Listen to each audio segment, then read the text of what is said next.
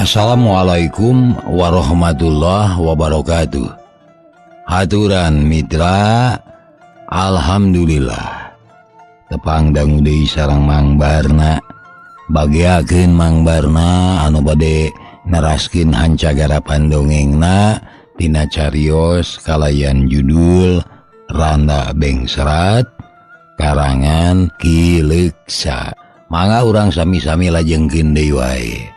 Sokah kabarayun sadayana.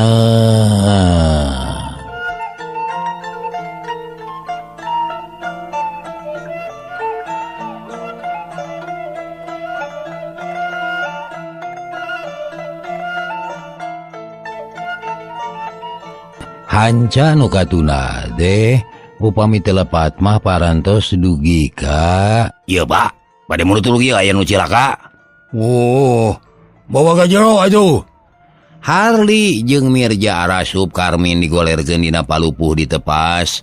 Tuluy dada Karmin anu babak dilap ku lamak baseuh bari dijampean. Kulisi Karmin lilir muringis nahan ka nyeri. Sabar, ya, rumah naon-naon, sabar. Pasama terus narekahan kanu ka Karmin. Utamana mah bisi matak bahaya karena pangeusi dada. Tapi untung anu ruksak teh ukur kulit jeung daging da jerona mah teu naon-naon. Kitu ceuk katerangan ti Pasamha ka Harli. Kumaha ayeuna Pak? Nah tiasa dibantun ka Cikekes? Cek Harli semudu moareuda karunyaeun ka sobatna.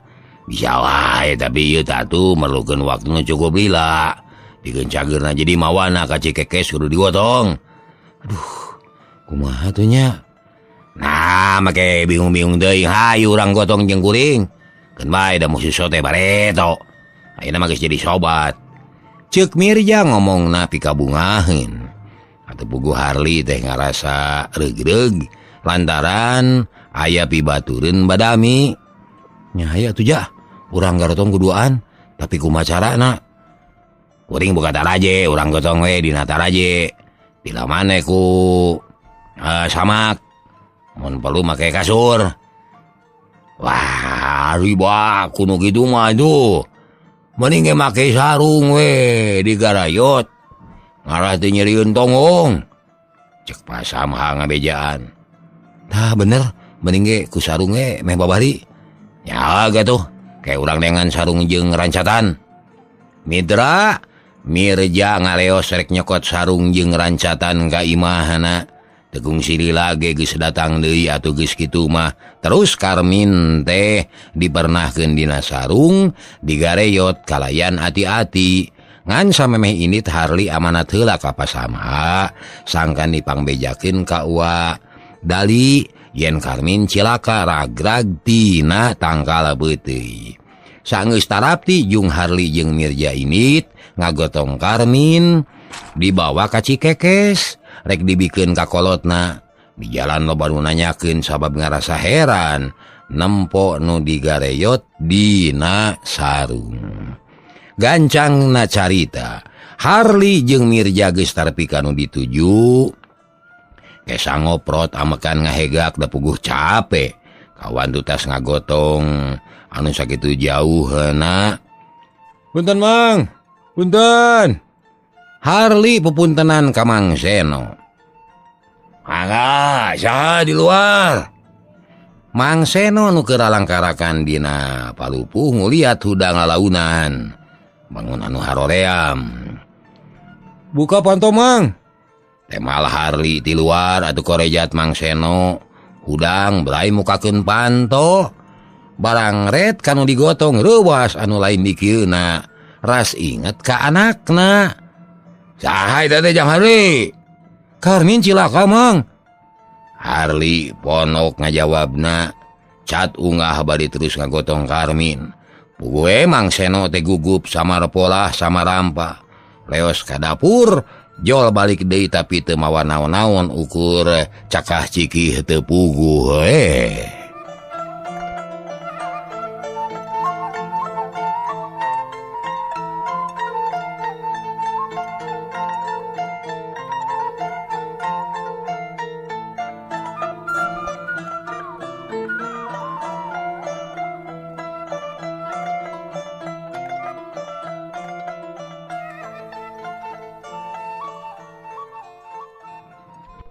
Mang Seno mantuan nurunkeun Karmin dina gotongan, terus dibuka sarungna barang red kana dada Karmin. Mang Seno meninggal lenyap. Masya Allah, ieu teh kunaon nya kali? Rag-rag tina naon tapi kagieu ieu teh? Tina tangkal peuteuy, Mang. Waduh, nah atuh beut gagabah teuing budak teh. Kumapangna bisa rag-ragna muntang kana dahan bobo atau ti gurawil atau memang teu bisa naik. Kieu Mang, tadi teh Karmin naik kerek ngalapeuteuy. Tapi samemeh tepi kana dahan anu panghandapna, Karmin ngadadak eureun, terus nangkeup tangkal jiga anu ti papareket. Nu akhirna awak Karmin teh nyorosot ka handap. Pak itu nu kasaksian ku abdi mah, Mang. Harli nerangkeun tetempoanana. Sabab ukur kitu nu kapanggih ku manehna mah. Atuh meni ngahuleng Mang Karmin teh sabab asa aya anu aneh nu tumiba kana diri anakna. Herana habet kitu apan anak urang Mang teh kana urusan naik mah geus ahli, malah mah tangkal kalapa haji manan. Oh nu pangluhurna oge iwati maneh. Nah, nu sanggup naekan teh komo deui ukur tangkal beuteuy nu moal sakumaha luhurna, tapi nah habet aya kajadian kieu ye. Ceuk Mang Seno bari ngusapan tarang Karmin anu baseuh ku kesang tiis. Bajuna rangsak dadana dadas, tapi kagis aya tapak ngubaran. Rupina keur sial we pakinten Mang. Memang kitu jang sial meureun. Tapi ieu geus aya urut ngubaran, asa ngubaran di ditu. Mang Seno neuteup ka dada Karmin. Diubaran ku Pak Samha, ari nu mawana ieu pun Mirja. Nuhun atuh jang. Mang Bunga ieu nempo nu bela ka sobat teh. Mang teu bisa mulang tarima ieu iwati ngadua ka pangeran. Sangkan kahadian ujang teh ditampi ku anjeunna. Ceuk Mang Seno bari neuteup kana beungeut Karmin anu pias. Terus jantan kewajiban eta Mamang teu kedah seueur saur. Keur kitu kalacat aya nu unggah horeng bi Urmi, nu kakara balik tas di pasar. Nampo nu ngariung di tengah imah teh meni ngagebeg, sabab geus boga pirasat yen bakal manggih ka reuwas. Ya Allah, kunaon budak teh Kang Seno ya? Cek bi Urmi langsung muru anakna, nu ngalempreh teu eling-eling. Cilaka rag-rag dina tangkal peuteuy cenah. Nah, bet aya-aya wae atuh kumaha ari geus kieu. Wih, ulah geumpeur, keun bae da geus aya nu nulungan. Ieu tatu geus aya tapak ngubarannya sote teu eling, liwat ting ti nyeri meureun. Da tadi bagus eling sakedeung cenah. Nanyaan yang Harli. Muhun Bi, tadi mah tos eling ngan teu acan tiasa diajak nyarios, da teu daek nemalan ditaros oge. Tehang aki jama atuh, sina dijampe deui ka itu. Bi Urmi ngabejaan ka salakina, atuh Mang Seno asa diingetan. Ai heueuh, keun atuh urang teh ayeuna. Mang Seno teu mikir panjang leos ini teh nepungan aki jama. Nyatana aki tegesna Karmin, alias bapana Bi Urmi. Ari Karmin harita teh digugulung ku indungna, disaksian ku Harli jeung Mirja, malah mah tetanggana juljol narempo atuh jadi loba batur. Akhirna jebul aki jama datang, diiringkeun ku Mang Seno bus aki jama ka jero, langsung nyang hareupan Karmin nu ngajepat di tengah imah, gap tarangna dirampa, terus dadana disasar lalaunan. Teu ngabahayakeun Aki? Bi Urmi nanya ka bapana, tapi ngabasakeunna teh Aki we da memang aki jama teh geus kolot nager. Henteu ngabahayakeun ieu mah.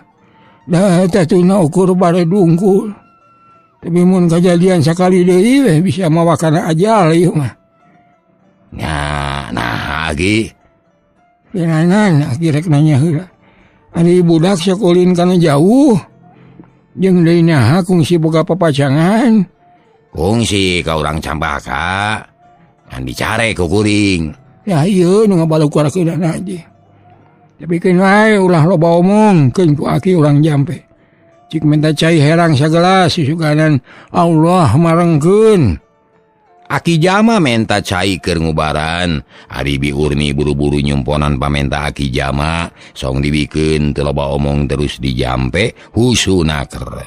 Sanggeus beres mapatkeun jampena, cai teh dibanyurkeun kana dada Karmin, malah dikepretkeun Karena banget nana atuh anak koreja teh Karmin hudang panona buburi lengan juga anu kabuhulan runa trina cara monyet tapi akhirnya mah betul lapes goledag deui ngagoler untung ditampanan ku Mang Seno sirahna teu tiga ledug kana palupu kunaon di budak teh Nyaun bilai jamaah kayak gitu mah lalaki minulah diidinan kacampakai deui bisi bahaya jangan deui we kanu sejen awewe mah moal beakeun moal cek kaki jama mun teu euleum-euleum oh gitu kan atuh urang jaga urang papatahan sangkan Karmin teu ulin ka Campaka cek Mang Seno ngarti kana maksud aki jama harita Mirja ngahuleng manehna teu ngarti kana kajadian harita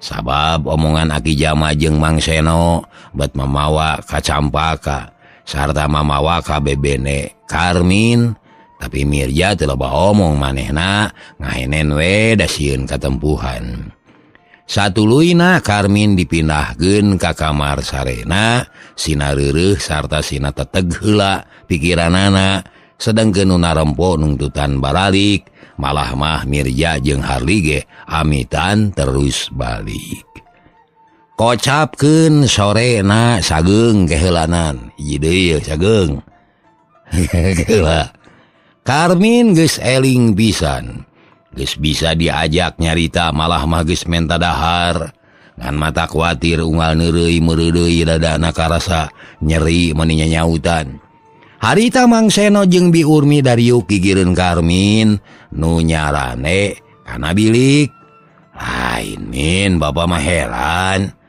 nah bet cina bisa ragrag gitu euy pan maneh teh geus ahli kana tataekan teh jeung deui lain kakara ayeuna ngalaan peuteuy teh nah tangkalna leueur atawa beak tanaga jik caritakeun ka bapa ngarah ka Hardi ceuk Mang Seno bari mencerong ka Karmin anu keur ngahuleng bari nyawang kana kajadian tadi heueuh mah ge teu ngarti nah bet aya kajadian kitu Karmin Pak kuring ge kaget sabab pangalaman kieu teh asa aneh jeung teu pikahartieun ari sabab ti mimiti poe ieu pikiran kuring teh jadi kaweur sarta sok diganggu ku kalangkang-kalangkang anu matak susah mikiranana isuk keneh geus kasamaran nya ka Nyi Sari kama ini atuh tadi tangkal peuteuy bet robah wujud jiga Nyi Sari tak kitu Kak ceuk Karmin teu asa-asa ngebrehkeun pangalaman kakolotna naon dedehnya teh diganggu ku bayangan Nyi Sari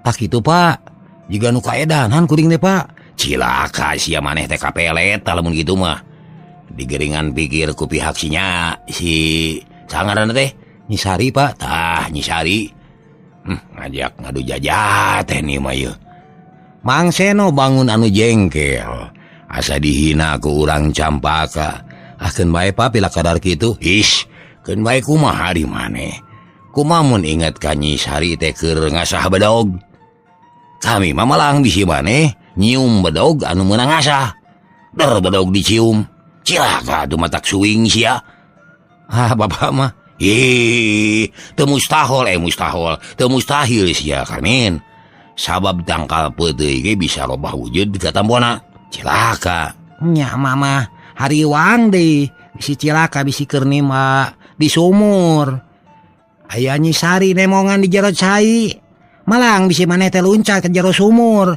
pan cilaka meureun cek indungna di milu nyarita atuh Karmin teh meni ngarahu seungah nya hareupan hirup bisi aya kajadian nu jiga tadi lah kudu kumaha tuh kuring teh mah popohokeun si Sari teh yeuh ulah rek diinget-inget deui mun perlu mah totog ku surat ka ditu bolaikeun sing jentre ngara ituna teu ngagerjud maneh teu kudu mak teu kudu dibolaikeun ku surat urang lawan ku lemes dabongan manehna ge bake jalan lemes nah kumaha jalan lemes teh Karmin kawas nu becus bae nya menta kaki biar aku teu mere kumaha pamangih bapana kitu taniat budak teh yeuh Bi Urmi ngareret ka Mang Seno nu ungut-ungutan ngabandungan pek cobaan sugan we aki maneh mere elmuna nyakeun ke mun geus cager rek menta lah bener gitu bae kaina mah geura sarekeun deui ka itu ngarah teu nyautan teuing tatu teh tereh cager deui bisi katutuleuyan. Karmin ngahuleng panona peureum hayameun ari pikiran kumalayang kana naon-naon geus kaalaman. Breh tangkal peuteuy kacipta deui, malah mah peuteuina oge ngalangkang dina lamunan, mending agar bae pikabitaeun pating aroyag jiga nu gugupai. Ari Mangseno jeung Bi Urmi kaluar ti kamar Karmin bari mawa hate nu ngandung kasusah. Sabab anakna bet ngalaman kajadian kitu, hariwang bisi aya naon-naon nu leuwih bahaya. Gancangna carita saminggu geus kaliwat Karmin geus bisa luntang-lantung di buruan, malah mamineng didatanganku Harli diajak ngobrol. Lila-lila Karmin teh ngarasa jagjag, dadana nu ruksak geus hampir cager, da geus teu ngarasa nyeri. Dina hiji poe Karmin bebeja ka indungna yen rek nepungan ka Aki Jama, bari ngalatih tuur ngarah teu titingkueun ku Bi Urmi diidinan atuh leos Karmin teh init. Sadatangna ka imah Aki Jama, Karmin teu buru-buru unggah kalah luntang-lantung di buruan. Bari alak ilik kana tangkal nangka, breh nempo nangka sagede penil, bangun geus asak. Ki, nangka geus asak, alanya kinya. Moncong. Bisi rag-rag deui sia ge. Der nangka di sangka naon geus laing. Pangalakeun atuh Ki. Sangeuk sia, cara lape kami mah. Hiap ka dianggur mah kami api caritaeun. Si Sageng teu milu. Saha Ki? Si Sageng. Sageng, aya ge Harli, tapi da teu ngiring Ki. Cek Aki Jama bari tetep ngajemprak di tepas. Teu wani baha Karmin teh bus ka jero diuk hareupeun Akieuna. Mah geus cager satu teh. Seutik deui Ki kari paurna da ari tatuna mah garing. Pek caritakeun ka Aki naon sababnya. Tapi ka ngalaman rag-rag naon nu karasa ku maneh mangsa harita. Darekna Karmin ngabejakeun pangalamanana sakumaha nu geus diterangkeun ti heula. Sanggeus cacap Karmin ngajukeun pamentana. Tak kitu pangalaman kuring teh Ki. Ayeuna kuring rek menta pelet ka Aki, rek malesan pelet nyisari lah. Gitu. Nya make minta pelet segala naon. Manehna sina kabungbulengan, sina kasiksa batina, sina inget wae ka kuring, tapi kuring moal narima sabab nyeri hate da bongan geus nyiksa ku jalan lemes sakitu Ki. Salah eta pikiran teh. Salah. Mun niat maneh kitu hartina, maneh teh lain lalaki. Tapi jalu nu teu boga luang lamun maneh hayang di aku inju lagi, kudu boga jiwa satria, kudu jujur jeung terbuka, teu meunang boga pikiran kitu, ulah boga karep hayang malas sabab eta teh goreng patut. Karmin ngahuleng di bejaan gitu teh, sabab kahayangna teh dikabul ku Aki Jama. Sajongjongan mah Karmin ngahuleng asa buntu laku puga gelampah. Harepanana sakaligus dituar ku Aki Jama. Pek pikirannya hade menjelema boga karep kawas maneh. Eta teh salah euy. Daleka ngaranna. Komo kanu teu pupuguh teu boga dosa teu naon. Teu mais teu meuleum nyarekan. Goreng patut eta teh. Teu hade goreng patut. Kudu kumaha tuh Ki? Hantep we. Sabab pagawean goreng mah awal akhir ge bakal kanyahoan. Sarta bakal karasa akibatnya ku dirina, jadi urang mah teu kudu boga niat rek males sedang kege aya nu bakal ngawalesna. Saha Ki? Aya deui wati Allah nu Maha Adil. Allah, iraha malesna Ki? Aya dua rupa. Kahiji, mungkin wae dibalas ayeuna keneh salila aya di dunya. Kaduana aya kemungkinan dibalasna teh jaga di alam akhirat tak itu. Karmin ngahuleng deui. Can pati ngarti kana amanat Akina. manusia anu hade nu bisa ngadoakeun hade ka musuhna. Cek Aki Jama teu oleh-oleh mepelingan ka incuna nu geus kasohor bedegong di Cikekes mah. Wah, Aki mah mamatahan teu bener atuh Ki. Kumaha rek bisa ngadoakeun bener lamun musuh urang pikasebeleun. Nah Aki teu milu sedih nampo incu disiksa deungeun. Sakieu ge untung keneh Ki kuring teh hirup keneh. Teu namuyak ragrag. Kumaha lamun kuring teu pikapati. Nah Aki mah nyeri hate Ki. Manyeh mah sok ngalawan wae ari di papajahan teh. Lain teh nyaah ka incu, lain teh boga rasa nyeri, tapi hirup teh hese. Sabab teu cukup kula ngalajurna piyu, tapi loba nyeuy nu kudu dipikir dibulak-balik sangkan ucap tekad jeung lampah teh sajalan. Oke, sangkan akur jeung papagon agama, akur jeung aturan-aturan ti pamarentah. Akhirnya moal aya keamanan. Salilana teh bakal silih ancam, silih kakalakeun. Nah, nu kitu teh dipahing pisan. Jalu sarta Aki mah teu resep, Aki mah hayang nempo incu teh salamet aya dina jalan anu lempeng bener. Kuring oge hayang salamet Ki, tapi ari di kieu-kieu teuing mah ku batur kahelaanan. Sireum ge ditincak-tincak teuing mah ngegel. Atuh komo jelema boga akal jeung pikiran. Cek Karmin keukeuh ngalawan kana pamadegan Akieuna. Jadi hayang kumaha maneh teh Karmin? Hayang pelet Ki. Rek melet saha? Nyarek meret Nyisari sangkan kabungbulengan ku kuring. Sanggup narima akibatnya? Sanggup Ki. Heug ari gitu mah. Tapi lamun aya kasulitan deui mondong minta tulung ka Aki. Tanggung jeung rasakeun ku sorangan dabongan teu beunang dielingan, teu beunang di papajahan. Beres lah Ki. Pokor mah sip deh. Hahaha. Karmin marah mai bakat ku bunga. Lantaran rek dibere pelet ku Aki Jama. Nyaho wae dalan Nyisari. Wah, cilaka teu nyaho Ki. Nyaho umurna Nyisari 20 tahun kurang saeutik. Ya kajeun. Teu naon-naon teh nyaho oge. Aya kieu. Mun maneh nyaan hayang melet Nyisari, maneh kudu daek puasa Senin jeung Kemis. Bari baca lapad di Aki lobana 1000 kali dina saputing.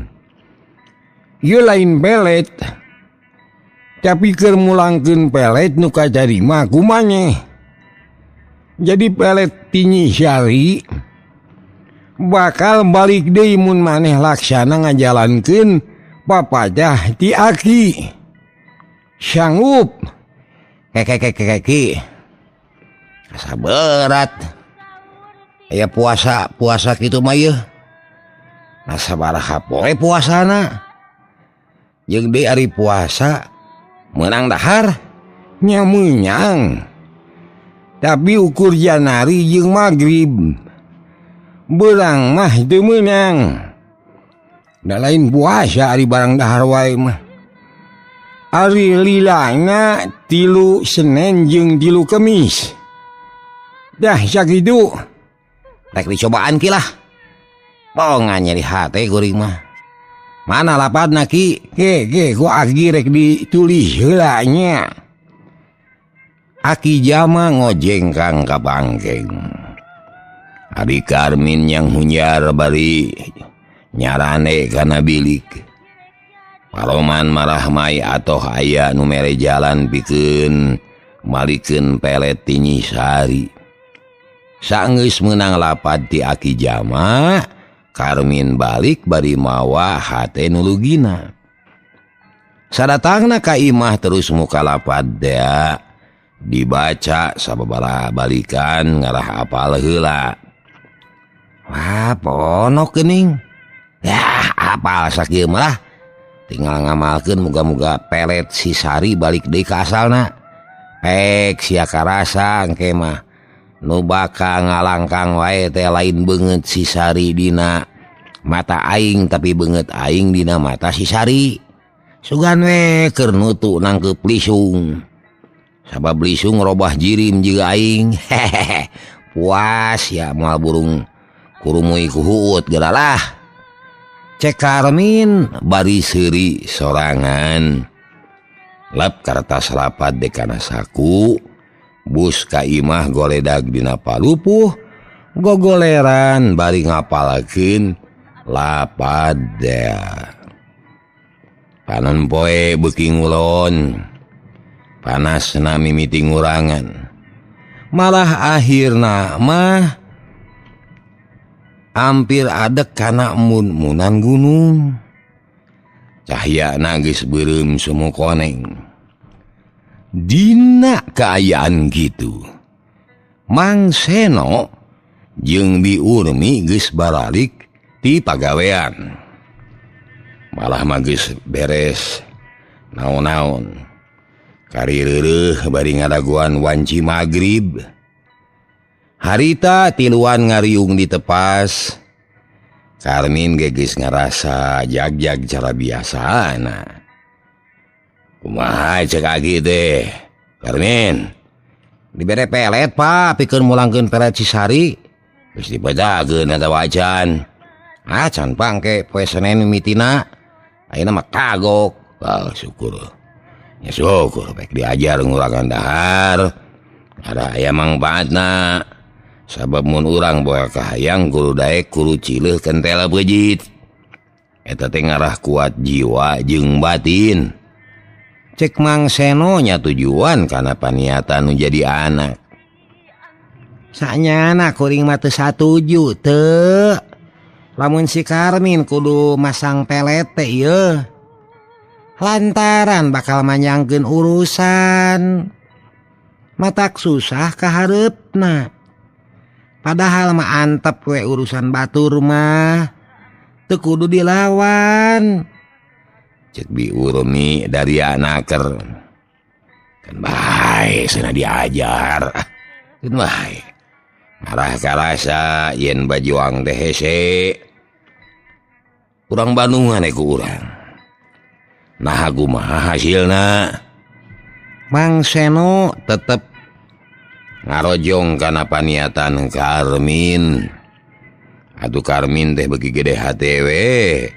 Sabab dihatean kuno jadi bapa. Barang keur gunem catur kitu. Jebul aya nu datang hiji kolot bani gining. Dibarengan ku Harli. Atuh nu tiluan teh olohok. Lantaran sidik pisan anu leumpang teh muru ka imah Mang Seno. Assalamualaikum. Kisah mah uruk salam. Ku pribumi dijawab hampir bareng atuh Karmin teh curinghak. Sabab ayeuna mah sidik nu datang teh uadali.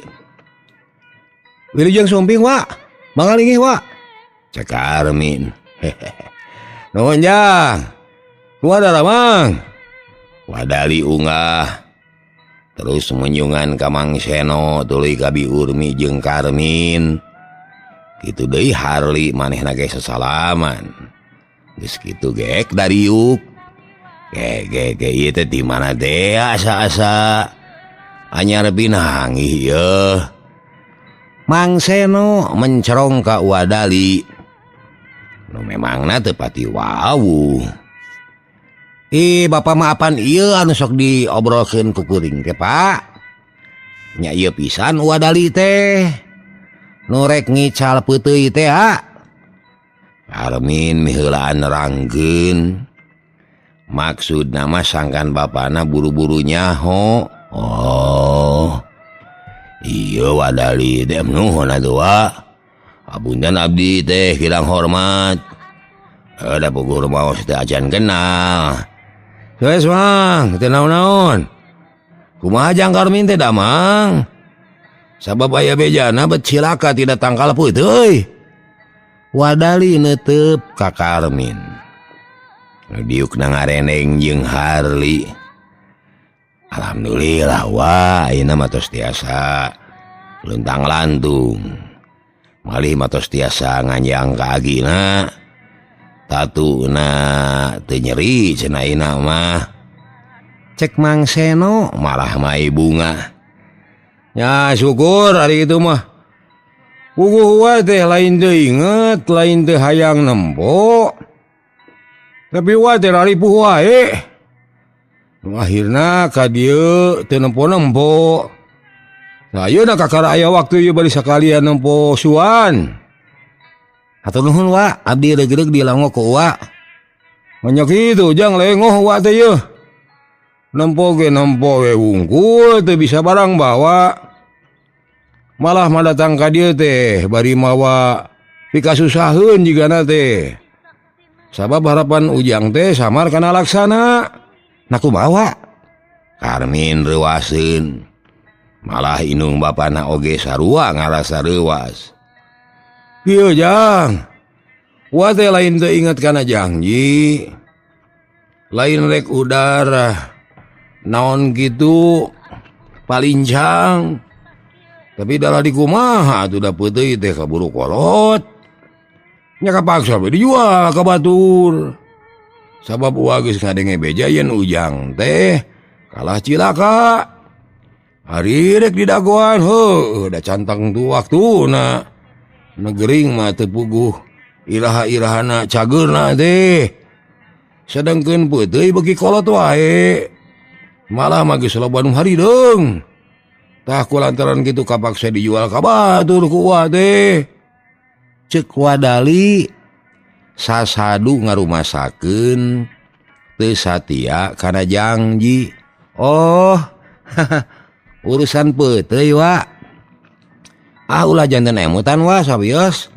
Najan diical kana sanes oge mari abdi mah bujeng-bujeng inget kana peuteuy wa. Nyata mikiran kasakit ge mata klieur.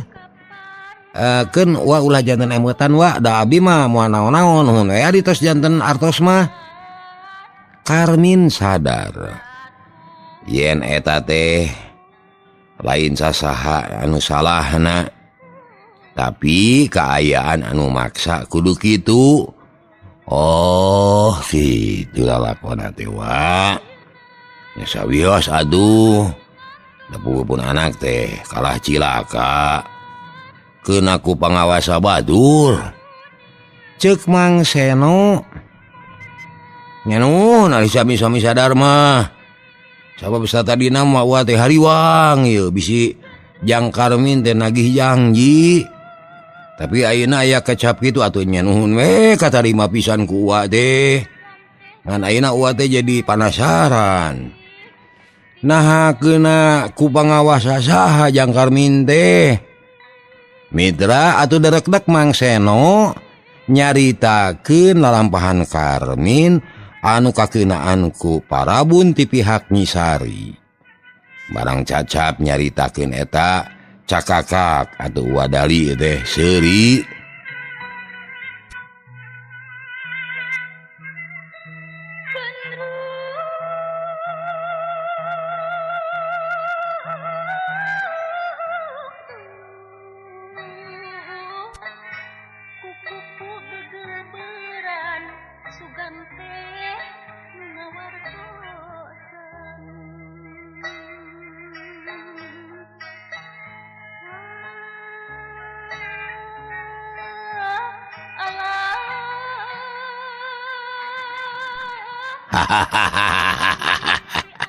Kutan teh tapi ka kitu Jang. Karunya teuing sing horeng teh aya buntut nanya. Nah atuh teh dibikeun wae ka si Mirja. Apaan si Mirja nu hayangeun ka Nyisari teh lin? Mohon wa si Mirja nu hayangeun teh. Tapi ari masarahkeun mah moal abdi teh da Nyisari mah lain milik abdi. Mun si Mirja aya pikir kadua leutik ka si Sari, nya kudu menta teh ka bapana lain ka abdi. Benar pintar Ujang manyakeun urang bejakeun ka si Mirja. sangkan manehna ngadatangan ka kolot Nyisari. Mun Nyisari geus kawin jeung si Mirja, tang tuh moal ngagoda ka Ujang. Wadali ngartieun kana masalah nu disanghareupan ku Karmin. Atuh satuluy nama Wadali jeung pribumi uplek ngobrol sagala dicaritakeun. Teu jiga-jiga anyar pinanggih. Malah akhirna mah bisa nepungkeun babarayaan sabab bari ngobrol teh dibarung ku Pancakaki silih beberkeun jujutan kulawarga masing-masing. Samemeh dur magrib Wadali amitan leos baralik ngajugjug heula ka Imah Harli, Ari Mangseno jeung Bi Urmi pating laleos ka Cai rek abdas ngan Karmin nu ngahulang bae teh keur mah kadeul kana salat teh hese pisan diwarahna. Lila-lila Karmin ge cengkat bus ka kamarna goledag ngadon ngagoler dina ranjang. Panonna we kucap kiceup neuteub lalangit. Ari pikiran ku malayang kana kajadian nu geus kaliwat. Kacipta deui basa manehna nyorosod tina tangkal peuteuy nu akibatna dadana ruksak, lenyap hatena lumenyap ras inget mun harita ti bebeut kana batu tangtuna leuwih parna. Sakitu mah untung kene ukur nyorosod sarta nu ruksak ukur dada jeung bujur weh seueur. Halah lamun kieu carana mah tetela si Sari teh talenges. Haluh, magar teh nyaah jeung cinta ka aing tapi nyatana bet nyiksa. Keun sia. Dilawan ku aing mah da geus boga pakarangna lah. Cek hate Karmin ngageremet hayang geura males ka Sari. Kaayaan beuki peuting. Di luar maniti iseun nu kadenge ukur sora jangkrik. Sakabeung kadenge sora daun awi anu seah katebak angin. Dialokan ku sora cihcir nu disada sakali-kalieun. Hari Karmin tungtungna mah ti brasare lamunan pindah ka alam impian. Dina impian patepung jeung Nyisari. Aneh-anehna dina impian mah hirup rukun sauyunan. Mani asanya geus laksana laki rabi rumah tangga kalayan ayem jeung tentrem hanyakal ngan ukur dina impian. Cag tuna heula kaayaan Karmin jeung indung bapana. Ayeuna urang caturkeun deui Nyisari nu aya di lemur Campaka. Harita teh geus hampir saminggu gawena teh ngan ngadaweung weh dina Bang Barung. Tara daek digawe, tara daek ulin malah makana dahar oge sudah. Matak bingung pikeun kolotna. Ari sabab rai poe teh ngahulang bae ukur pindah diuk tina Bang Barung kana korsi gitu jeung kitu we. Hal ieu teh jadi bahan pamikiran pikeun Mang Ading jeung Bisar mah sabab anak cikana teh bet ngalaman kitu. Aduh lila-lila mah teu tega nempo anak nu hulang jendul wae. Nu akhirna Mang Ading jeung Bisar mah satuju rek nanya ka anakna. Terus duanana teh nyampeurkeun ka anakna gek dariuk dina korsi. Sari cik adi heula sagedeung yeuh. Eta ulah ngadaweung wae dina Bang Barung. Mentak nongtot jodoh.